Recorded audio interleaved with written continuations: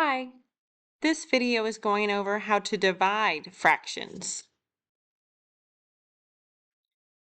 To divide fractions, you must follow 3 steps before trying to solve each question.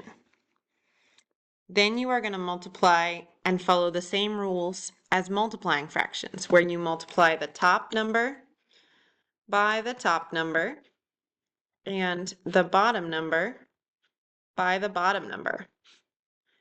Obviously, those are not the technical math names for them. The top number is called the numerator, and the bottom number is called the denominator.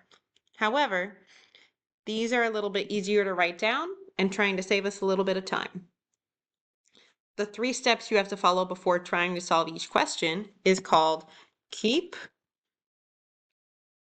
change, flip. And we're going to walk through that with our first example.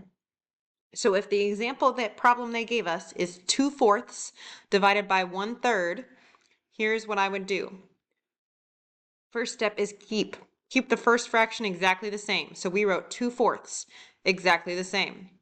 Second step, change your sign to multiplication.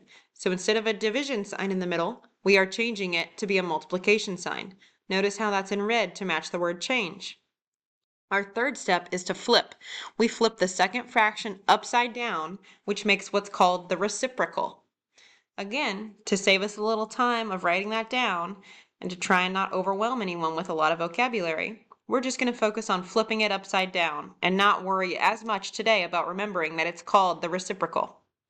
So on our example, we kept the first fraction 2/4 exactly the same.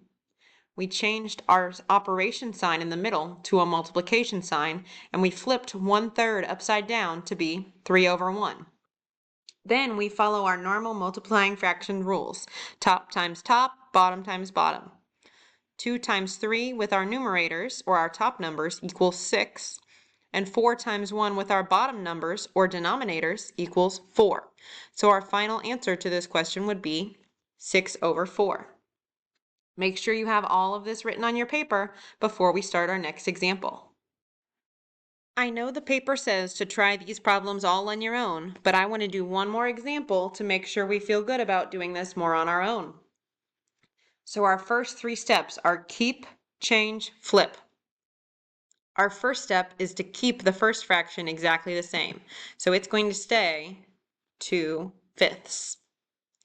Next, we are going to change our sign to multiplication. I went ahead and wrote that on the notes template to try and be helpful.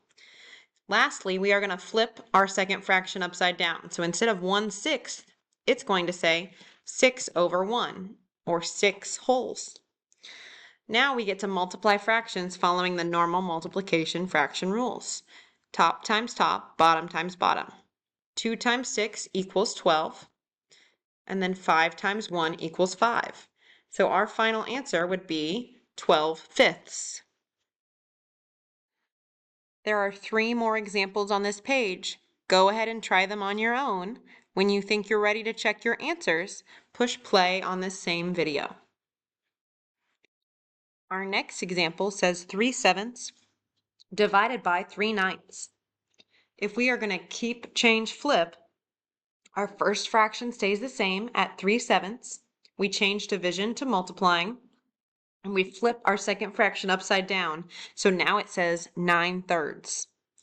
Once we multiply, we would do 3 times 9, which equals 27, and 7 times 3, which equals 21.